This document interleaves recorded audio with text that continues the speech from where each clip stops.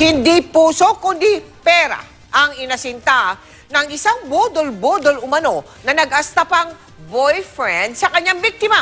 Narito ang pagtutok ni June Veneracion.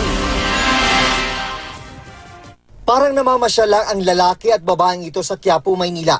Magkahawak kamay at magkaakbay pa habang naglalakad. Kitang-kita po sa video na talagang sweet na sweet po sila. Napunta ang dalawa sa isang optical shop.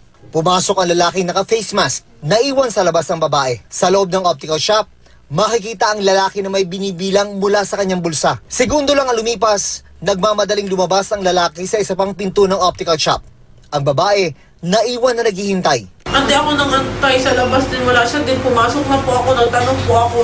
Wala, akala ko doon lang. Sabi niya, may isa pa po ng pintuan dito.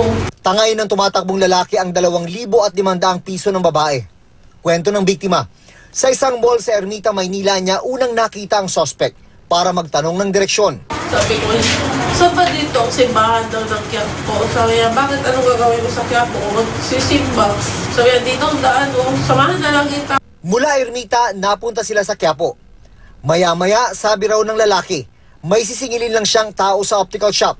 Kaso wala raw itong panukli, kaya nang hiram siya ng pera mula sa biktima. Hindi naman daw agad nagduda ang biktima.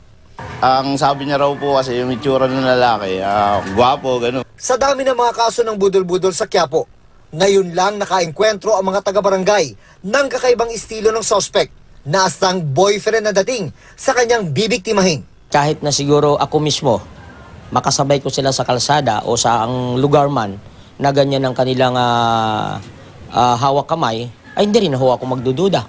Kaya ang payo ng mga opisyal ng barangay, kapag nasa labas, mag-ingat sa pakikipag-usap sa mga taong hindi mo naman kakilala. May itsura man o wala. June Veneracion, nakatutok, 24 oras.